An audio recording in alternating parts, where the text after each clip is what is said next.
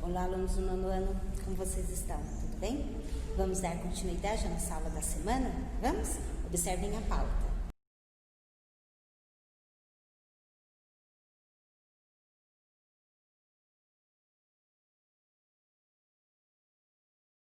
Então, como vocês viram na pauta, agora nós vamos fazer a correção da tarefa e depois vocês têm a produção textual para fazerem, ok? Então, vamos para a nossa correção da tarefa? Então, diz assim: leia essa crônica de Raquel de Queiroz para responder às atividades propostas. Eu vou tentar fazer uma leitura bem breve, tá? Para nós recordarmos o texto para a correção. Porém, vocês podem observar que a letra está bem pequenininha, tá? Eu vou tentar fazer a leitura da melhor forma possível. Assim caminha a humanidade. Deixa eu começar aqui. Há muito tempo que penso nisso e muitas pessoas devem ter pensado a mesma coisa. Mas ninguém fala, ninguém diz nada. Por quê? Não sei. Trata-se do automóvel. Essa maravilha mecânica, o veículo revolucionário que acabou com os carros de tração animal e expulsou o trem urbano para os longos percursos. E agora esse totem da nossa era, o automóvel, também chega ao seu fim. Transforma-se num veículo obsoleto. Não serve mais. A finalidade a que se destinava, nas áreas urbanas, transporte individual, rápido, seletivo, perdeu sentido. Você, hoje, para transpor alguns poucos mil metros, da sua casa para o centro, leva o mesmo tempo que gastaria se fosse caminhando. As ruas de todas as cidades do mundo, pequenas, médias, grandes ou imensas como São Paulo e Nova York, vivem atravancadas por essas tartarugas ninjas, andando a passo, sim, de tartaruga mesmo, cada uma ocupando um espaço que vai de 10 a 12 metros quadrados e transportando, na sua grande maioria, só uma ou duas pessoas, no máximo 3, se houver um motorista.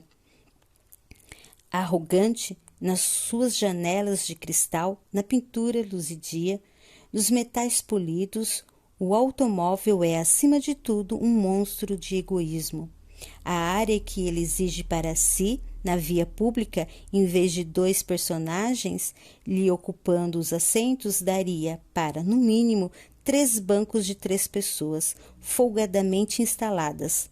Quem vem aqui no Rio, da Barra da Tijuca ao centro, tem que se inserir logo na Avenida das Américas, no imenso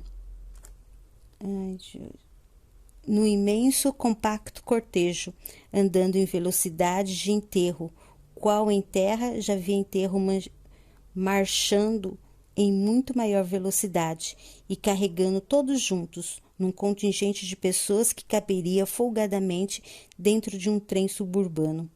E em meio de buzinadas, palavrões, batidas de para-choques ou outros incidentes mais graves, só vai alcançar o seu destino, se der sorte, dentro de no mínimo hora e meia. Temos de livrar as ruas disso, que Macunaíma chamava a máquina veículo automóvel. O carro puxado a cavalos também não desapareceu. Por obsoleto? Hoje, nem a rainha da Inglaterra o emprega, prefere os seus reluzentes Rolls Royces.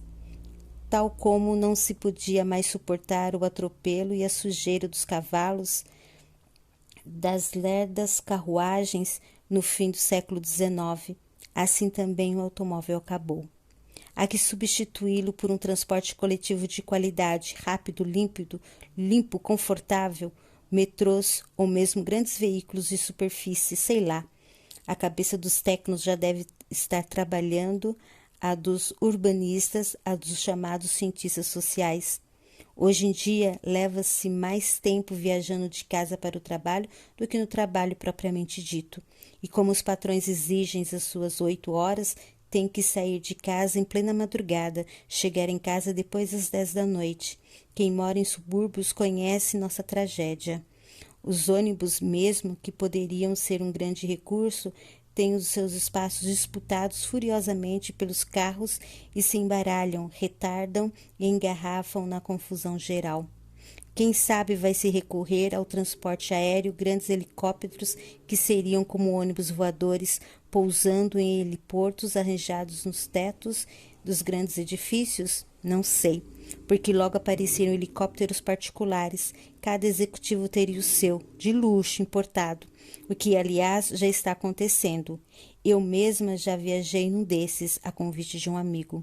Ou será que os engarrafamentos vão continuar por mais anos e anos, como assaltos, os sequestros, os meninos de rua, as favelas e as demais desgraças dos grandes ajuntamentos urbanos?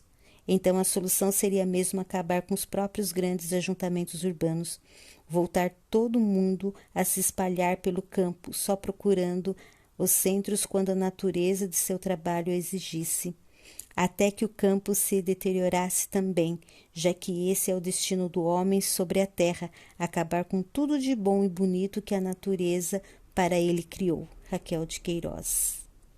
Assim caminha a humanidade.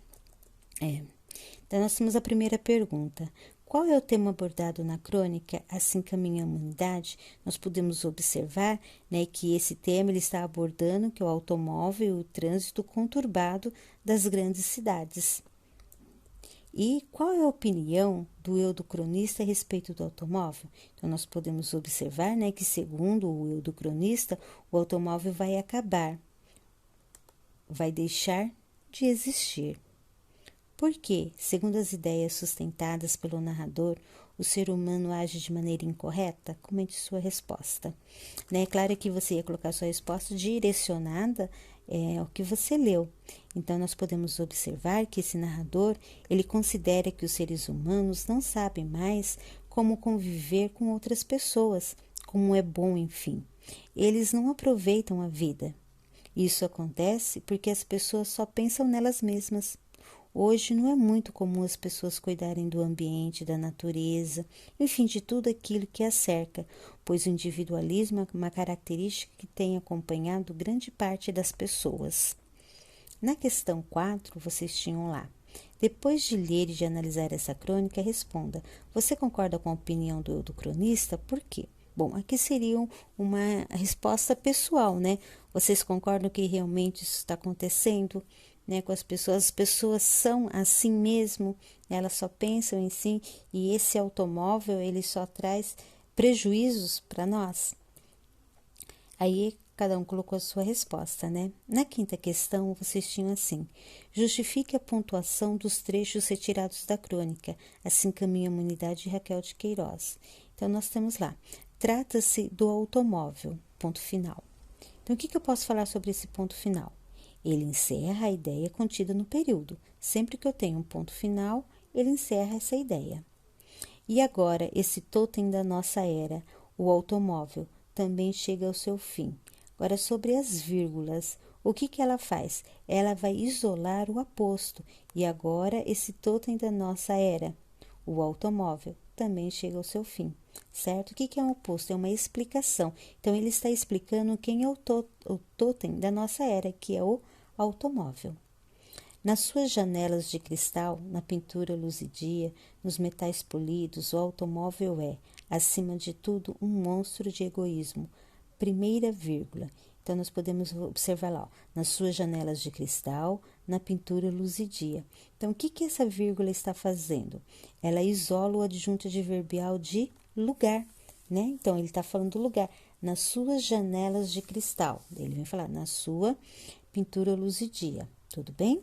E qual enterro? Já vi enterro marchando em muito maior velocidade. Aí nós temos o ponto de exclamação. O que esse ponto de exclamação nos mostra? Ele nos dá ênfase ao contexto, né? Para chamar a atenção do que está sendo apresentado. Ou será que os engarrafamentos vão continuar por mais anos e anos, como os assaltos, os sequestros, os meninos de rua, as favelas e as demais desgraças dos grandes ajuntamentos urbanos? O ponto de interrogação, o que ele faz? Ele finaliza a pergunta, né? Fazendo que é um questionamento. Letra F. Até que o campo se deteriorasse também, já que é o destino do homem sofre a terra, acabar com tudo de bom e bonito que a natureza para ele criou. Aqui nós temos o porquê o uso do travessão e os 2 pontos. Bom, nós sabemos que o travessão aqui, ele separa uma oração principal de uma oração subordinada adverbial causal, certo? E os 2 pontos, eles introduzem o quê? Uma explicação. Tudo bem? Então, aqui eu finalizo a correção com vocês pedindo desculpas pela leitura, que eu não estou muito bem ainda da minha vista, né? Ela fica muito embaçada no decorrer da leitura. Quando é uma leitura assim mais extensa, ela embaça demais. Mas eu estou me recuperando bem, logo logo ela com certeza estarei lendo melhor. Mas essa justificativa sobre essa leitura um tanto conturbada, tá ok? Que eu não estou enxergando muito bem ainda. Certo? Mas deu para fazer a correção direitinho, não é mesmo? Vocês acompanharam direitinho aí cada uma dessas questões, certo? Agora vocês têm essa produção textual da página 108 a 110. Essa produção textual é para ser entregue no dia 14, tá ok? Não deixem de fazer essa produção textual, que vai ser uma crônica crítica, né? Vocês estarão lendo sobre ela e me entregando no dia 14. Daí eu já deixo para casa também as atividades da página 111 a 114. Tudo bem? Não é muita coisa. Por quê? Porque essa produção textual, vocês vão ter um tempo, né, bem maior para vocês estarem fazendo e me entregando, que é no dia 14. Então, vocês podem fazer agora para casa a página 111 a 114 e deixar, né, a produção textual. Na quinta-feira, vocês fazem ela, ou no final de semana, para me entregar no dia 14. Combinado? Boa atividade para vocês. Até a nossa próxima aula.